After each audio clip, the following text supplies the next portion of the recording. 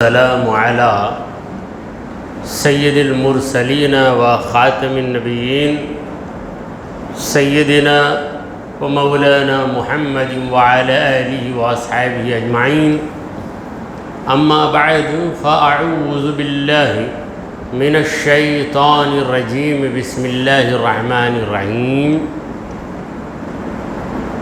لقد كان لکم فی رسول اللہ اسوۃ حسنہ صدق اللہ مولانا العظیم۔ سامعین کرام، السلام علیکم ورحمۃ اللہ وبرکاتہ۔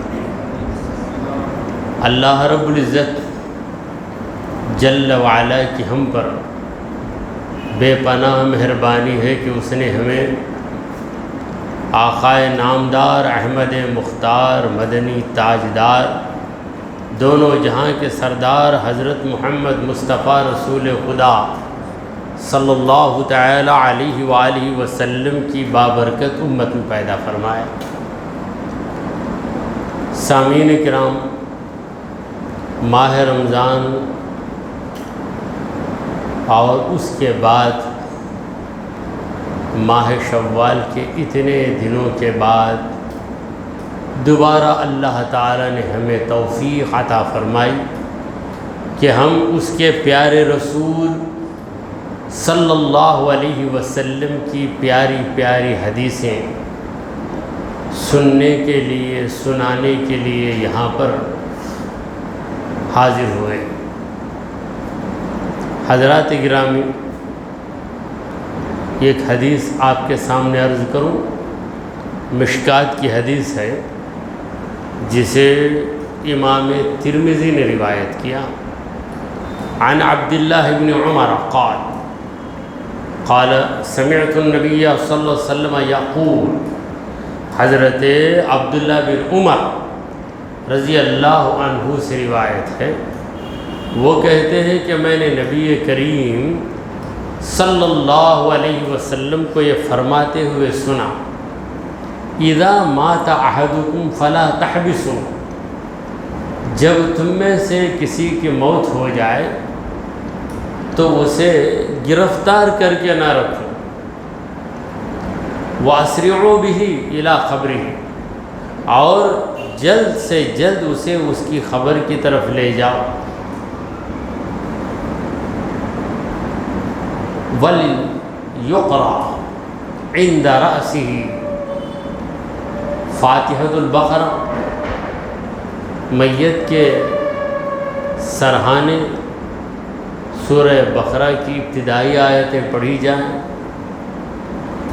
وَعِنْدَ رِجْلَيْهِ بِخَاتِمَةِ الْبَقرہ، اور میت کے پائنتے سورہ بقرہ کی آخری آیتیں پڑھی جائیں۔ رواہ ترمذی، اس حدیث کو امام ترمذی نے روایت کی۔ اس پیاری حدیث کے ذریعے ہمارے پیارے آقا و مولا جناب محمد الرسول اللہ صلی اللہ علیہ وسلم نے یہ سمجھا ہے کہ جب کسی کی موت واقع ہو جائے تو اس کو دفن کرنے میں دیر نہ لگا۔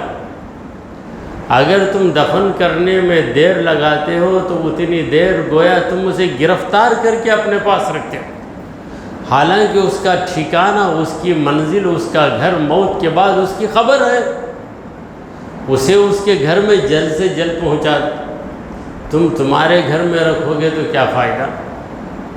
دیکھیے، عجیب بات ہے کہ انسان کی روح جو ہی نکلتی اس کا گھر نہیں رہتا، اسی لمحہ وہ گھر وارثوں کا بن جاتا ہے۔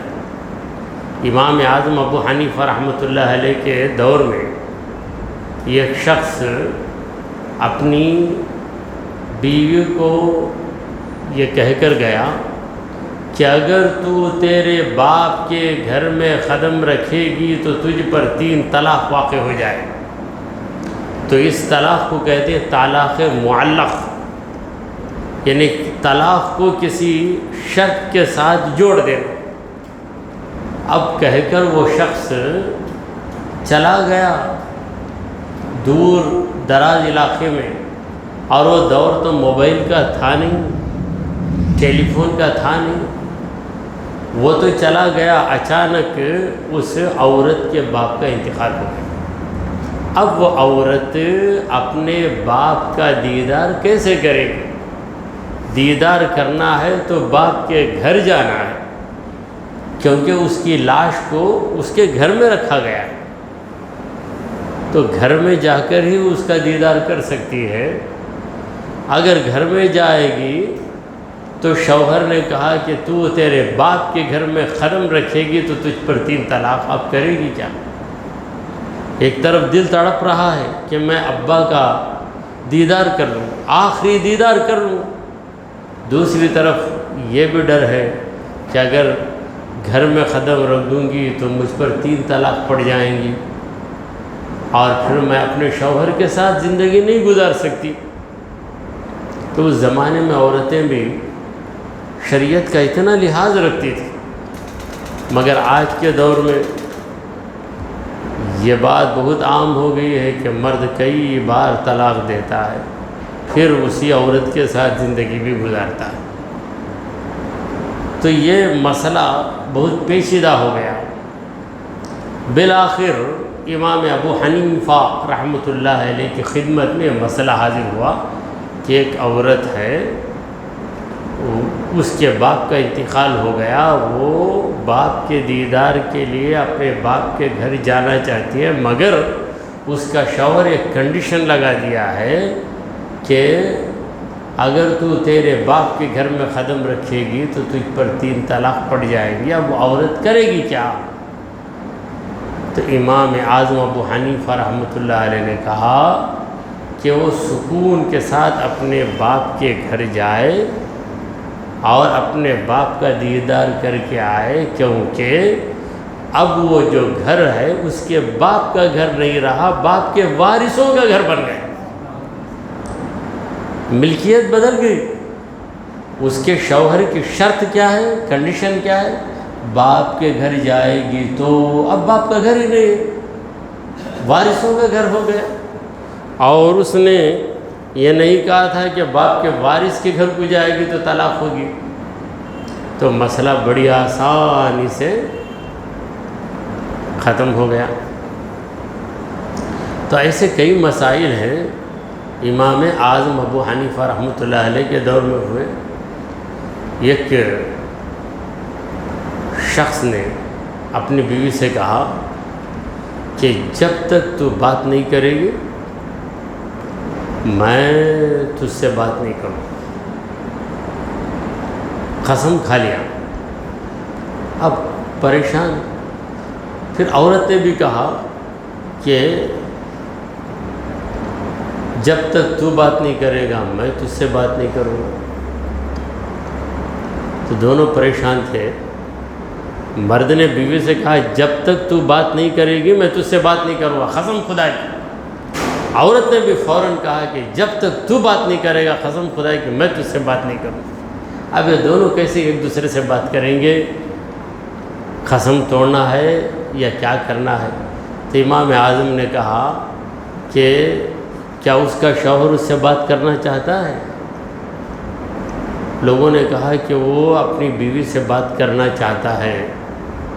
تو کہا کہ اگر ایسا معاملہ ہے تو شوق سے شوہر اپنی بیوی سے بات کرے۔ کیسے؟ یہ عجیب بات ہے۔ دیکھو اس نے قسم کھائی، اپنی بیوی سے کہا کہ جب تک تو مجھ سے بات نہیں کرے گی میں تجھ سے بات نہیں کروں گا۔ اس کے بعد بیوی نے کیا کہا؟ جب تک تو مجھ سے، بیوی بات کر چکی، جب تک تو مجھ سے بات نہیں کرے گا، یہ جو بیوی نے کہا بیوی بات کر چکی تو اب اس کی شرط ختم ہو گئی۔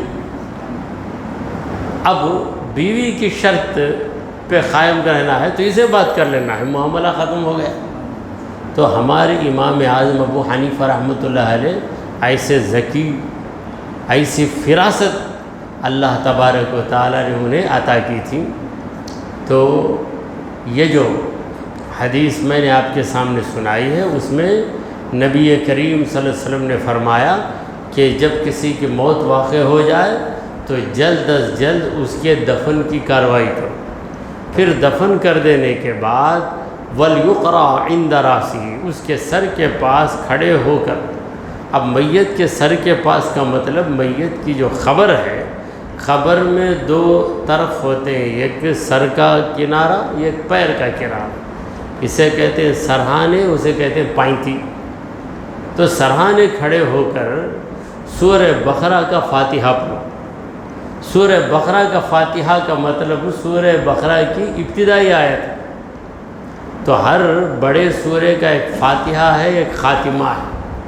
شروع کی آیتوں کو کہتے ہیں فاتحہ اور آخر کی آیتوں کو کہتے ہیں خاتمہ. اگر اس طرح دیکھا جائے تو الحمدللہ رب العالمین جو سورہ ہے یہ پورے قرآن کا فاتحہ، فاتحۃ الکتاب اس کا نام ہے. اور قل اعوذ برب الناس یہ خاتمۃ القرآن، قرآن کا آخری حصہ ہے. تو سورہ بقرہ کا فاتحہ میت کے سرہانے پڑھو، یعنی الف لام میم سے المفلحون تک یہ ابتدائی آیتیں ہیں اور انہیں سورہ بقرہ کا فاتحہ کہا جاتا ہے. پھر اس کے بعد میت کے پیر جہاں ہوتے ہیں وہاں پہ کھڑے ہو کر سورہ بقرہ کا خاتمہ پڑھ. خاتمہ کا مطلب آخری آیت ہے، یعنی آمن الرسول بما انزل الیہ من ربہ والمؤمنون، وہاں سے پڑھے. چلیے بات ختم ہو گئی. تو اس پر عمل کر لینا چاہیے. اس سے دو فائدے. پہلا فائدہ یہ ہے کہ میت کو سکون مل جاتا ہے، قرآن کی تلاوت ہو رہی ہے. اور دوسرا فائدہ یہ ہے کہ جہاں سورہ بقرہ کی تلاوت ہوتی ہے وہاں سے شیطان بھاگ جاتا ہے. تو خبر کے پاس اگر سورہ بقرہ کی تلاوت ہو تو پھر میت کے پاس شیطان آ کر اسے بہکائے گا نہیں، یہ امید. چلیے ایک اور حدیث پڑھ لیتے ہیں. کل الذنوب یؤخر اللہ منہا ما شاء الی یوم القیامہ. جتنے بھی گناہ ہیں ان تمام گناہوں کی سزا کو اللہ تعالی کیا کرتا ہے؟ ہٹاتا ہے الی یوم القیامہ، قیامت تک ہٹا کر رکھتا ہے. بعد میں سزا دی جائے بندے کو. بندے نے گناہ کر دیا فوراً سزا نہیں ملتی. اللہ تبارک و تعالی کسی نہ کسی بہانے سے سزا کو روک دیتا ہے. کہتے ہیں رحمت حق بہا نمی طلبت، رحمت حق بہا نمی جوئے. حق کی جو رحمت ہے وہ قیمت نہیں مانگتی، وہ ایک بہانہ مانگتی.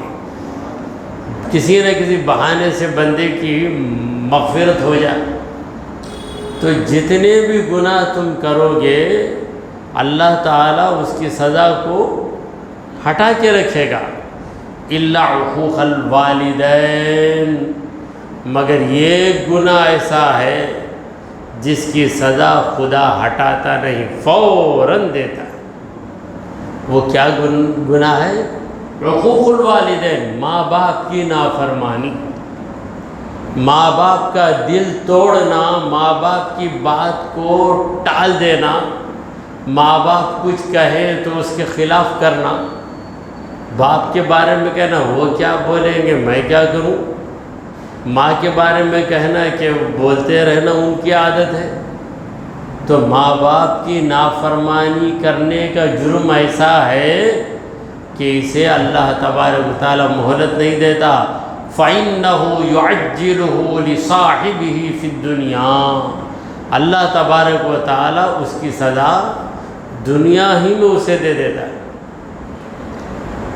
موت تک بھی اللہ تعالی انتظار نہیں کرتا کہ مرنے کے بعد سزا دی جائے، دنیا ہی. یہ مشاہدہ جو لوگ اپنے ماں باپ کو اذیتیں دیتے دنیا ہی میں لوگ ایسے مجرموں کی بری حالت کو دیکھ لیتے ہیں. ماں باپ کی بد دعا یہ بڑی خطرناک چیز ہے. پروردگار عالم اس بندے سے سخت نفرت کرتا ہے جو بندہ اپنے ماں باپ کی نافرمانی کرے، کیونکہ ماں باپ اس کی پرورش کرتے ہیں، ماں باپ اپنی راحت سے بڑھ کر اولاد کی راحت کا خیال کرتے ہیں، مگر یہ اولاد بڑا ہو کر باپ کا دل توڑے، ماں کا دل توڑے تو مولا تعالیٰ اسے برداشت نہیں کرتا۔ فَإِنَّهُ يُعَجِّلُهُ لِصَاحِبِهِ فِي الدُّنْيَا، دنیا ہی میں اللہ تعالیٰ ایسے مجرم کو سزا دے دیتا ہے جو ماں باپ کی نافرمانی کرتا ہے۔ یہ ایک اور حدیث سن لیں، امام ترمذی نے روایت کی ہے، اللہ کے پیارے نبی محمد عربی صلی اللہ تعالی علیہ وآلہ وسلم نے فرمایا، من اغبرت قدماہ فی سبیل اللہ، اللہ کے راستے میں جس مسلمان کے دونوں قدم غبار آلود ہو گئے، غبار آلود ہو گئے، غبار کا مطلب ہے دھول، یعنی اللہ کے راستے میں چلتا رہا، جہاد کے لیے بڑھتا رہا، اس کے دونوں پیروں میں گرد جمع ہو گئی، فہما حرام علی النار، وہ دو قدم جہنم کی آگ پہ حرام، کیونکہ اللہ کی خاطر اللہ کے دشمنوں سے لڑنے کے لیے چلا، اس وجہ سے اس کے دونوں پیروں میں مٹی لگ گئی، تو وہ پیر اللہ کو اتنے پسند ہیں کہ اللہ تعالیٰ انہیں جہنم کی طرف لے جائے گا ہی، فہما حرام علی النار، وہ دونوں قدم آگ پر، جہنم کی آگ پہ حرام۔ ایک اور حدیث سن لیجئے، اللہ کے پیارے نبی محمد عربی صلی اللہ علیہ وسلم نے فرمایا، احضروا الجمعہ، اے مومنو جمعہ میں حاضر ہو جاؤ۔ جمعہ کی نماز بڑی اہم نماز ہے، اللہ تبارک و تعالیٰ نے کسی نماز کے لیے جماعت کو شرط نہیں کیا، مگر جمعہ کے لیے جماعت شرط ہے۔ آپ ظہر دیر سے آئیں گے تو ظہر پڑھ لیں گے، عصر کو آپ پہنچے مسجد میں امام سلام پھیر چکا تو آپ علیحدہ عصر پڑھ لیں گے، مگر جمعہ کا معاملہ ایسا نہیں۔ اگر آپ آئے جمعہ کی نماز کو امام سلام پھیر چکا تو کیا آپ تنہا جمعہ پڑھ سکتے ہیں؟ نہیں پڑھ سکتے، ظہر کی نماز پڑھنا ہوگا۔ تو اللہ نے جمعہ کو جماعت کے لیے خاص کر دیا، اور لفظ جمعہ جو ہے اس کا مادہ بھی ہے جیم میم عین، اور جماعت کا مادہ بھی ہے جیم میم عین، گویا الجمعۃ للجماعہ، جمعہ جماعت ہی کے لیے۔ تو حضور اکرم صلی اللہ علیہ وسلم نے فرمایا کہ احضروا الجمعہ، اے مومنو جمعہ کی نماز میں حاضر ہو جاؤ، ودنو من الامام، اور امام کے قریب چلے جاؤ۔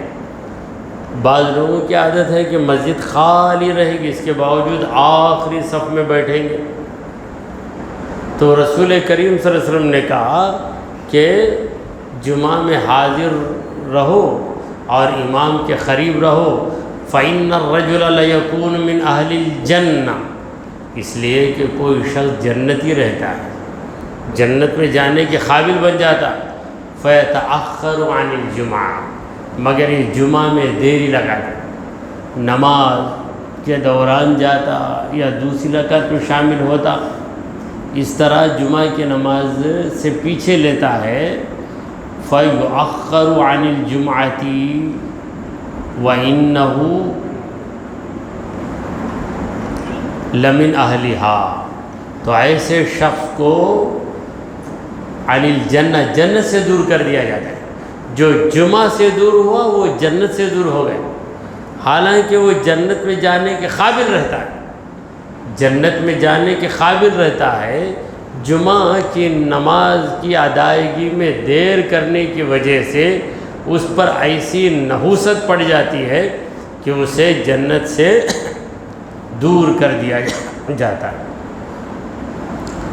ایک اور حدیث ہے، اللہ کے پیارے نبی محمد عربی صلی اللہ علیہ وسلم نے فرمایا، ما منع قوم الزکاۃ الا ابتلاهم اللہ بالسنین، جب بھی کوئی قوم زکوٰۃ دینے میں ہاتھ روک لیتی ہے، زکوٰۃ جو لوگ نہیں دیتے ان کا انجام کیا ہوتا ہے؟ اللہ تعالیٰ انہیں قحط میں مبتلا کر دیتا ہے۔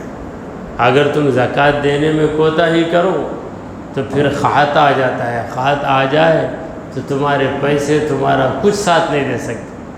اگر گیہوں ملتی ہی نہیں، آپ 10,000 دینے بھی تیار ہیں، تو کہاں سے ملیں گے آپ کو گیہوں؟ تو اللہ تعالیٰ خات کو لا کر ان لوگوں کو سزا دیتا ہے جو زکوٰۃ کی ادائیگی بالکل نہیں کرتے۔ اسی پر بس کرتے ہوئے دعا کیجئے کہ پروردگارا، ہم نے جو کچھ کہا اور سنا اسے قبول فرما لے۔ اے اللہ، ہمارے گناہوں کو معاف فرما، ہماری خطاؤں کو درگزر کر دے۔ اے رب کریم، ہمیں تمام نمازیں پابندی سے ادا کرنے کی توفیق عطا فرما، ہمارا خاتمہ ایمان کی حالت میں فرما۔ وصلی اللہ تعالی علی خیر خلقہ سیدنا و مولانا محمد وعلی آلہ و اصحابہ اجمعین۔